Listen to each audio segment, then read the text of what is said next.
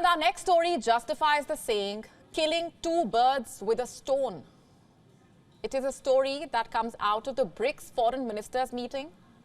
What really am I talking about, and why do I say this?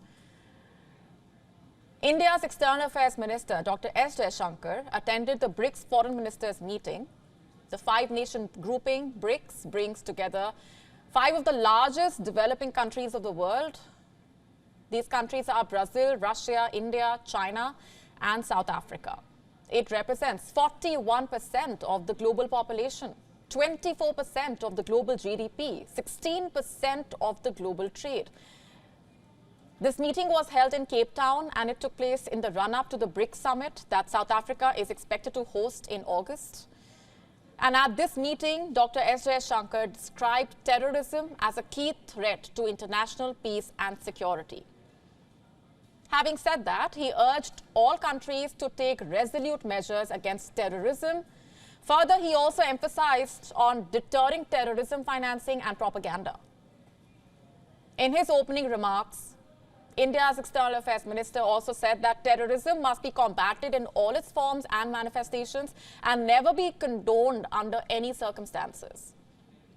According to him, the global environment today demands that the BRICS nations approach key contemporary issues seriously, constructively, and collectively.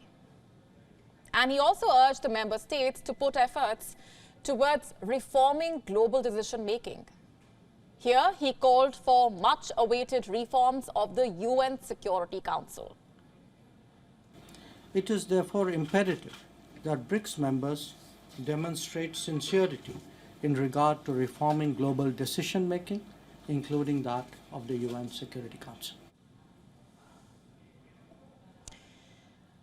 While India's External Affairs Minister made such crucial points about global security, the Chinese Vice Minister for Foreign Affairs was also present at the meeting, and he was representing China, the very country that has blocked India's bid to blacklist Pakistan-based terrorists at the United Nations. Perhaps this is the reform that India's External Affairs Minister was actually calling for. You see, China has never missed an opportunity to shield Pakistan. It has always supported Pakistan in harboring terrorist activities. Whether it was India's bid to blacklist Pakistan-based Jaish terrorists Rauf Azhar or Hafiz Saeed, China has always sided with its all-weather friend, Pakistan. By the way, the list of China blocking India's bids is quite long. In 2022 alone, China blocked over 5 bids of New Delhi and Washington to blacklist Pakistani terrorists. And over the years, the list of blocks by China has only increased. But how really is China able to do this? The thing is, China is a veto-wielding permanent member of the UN Security Council, and with that, it has the right to not vote in the favor of banning a terrorist. Instead of using its veto powers for the global good, China perhaps is used to using its powers for saving its all-weather friendship with Pakistan and savoring that friendship.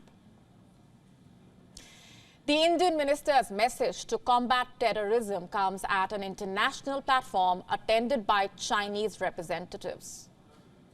So this message was definitely aimed at China and its repeated attempts to shield Pakistan. At the same time, it also aimed at Pakistan and its evergreen attempts to harbor terrorism, thus killing two birds with a stone. WION now available in your country. Download the app now. Get all the updates on the move.